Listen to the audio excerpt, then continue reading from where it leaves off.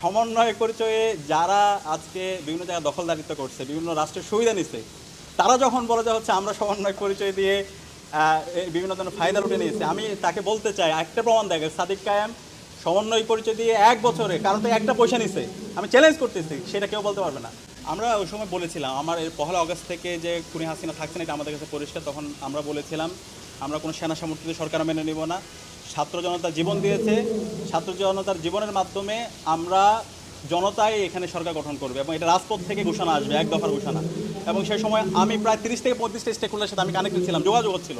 এবং ওই সময় ওই দিন রাতে যখন 6 সমন্বয়ক আসছে, আসার পরে মাহফুজ আলমের সাথে আমার রাতে দীর্ঘ সময় জুড়ে আমরা আলাপ করছিলাম সরকারের ফরমেশন কী হবে। তখন আমরা জাতীয় সরকারের প্রস্তাবনা দিয়েছিলাম এবং 1 দফা কর্মসূচিটা যে শহীদ মিনারে হবে, পাশাপাশি অসহযোগ আন্দোলন, এই সামগ্রিক প্রস্তাবনাগুলো কী হবে, এইগুলো আমরা তখন সবার সাথে আলাপ করেছিলাম এবং এই সব কিছু পারস্পরিক কোলাবোরেশনের মাধ্যমে হয়েছে।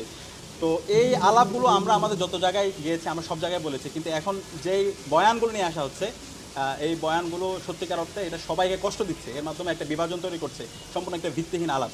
এবং 19শে জুলাইয়ের পর থেকে 1 আগস্ট পর্যন্ত যখন এই 6 সমন্বয়কদের অনুপস্থিতিতে যখন ইন্টারনেট ব্ল্যাক আউট ছিল, কারফিউ ছিল, এই সময় প্রত্যেকটা দিনে হাজারো হিস্ট্রি আছে। আমরা ওই সময়ে অনেকগুলো স্টেক হোল্ডারের সাথে প্রতিনিয়ত আমরা যোগাযোগ করেছি।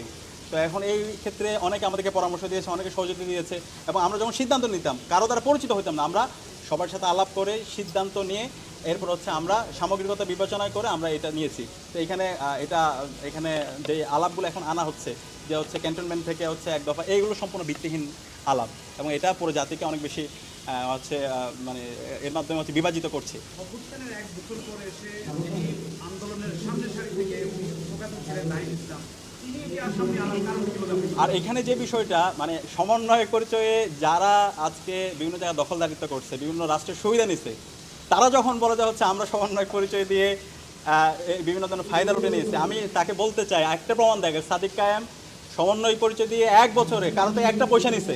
আমি চ্যালেঞ্জ করতেছি, সেটা কেউ বলতে পারবে না।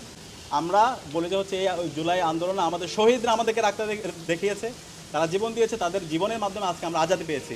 সুতরাং এই শহীদদের রেখে যাওয়া অসমাপ্ত কাজ সেটা আঞ্জাম দেওয়া হচ্ছে আমাদের দায়িত্ব।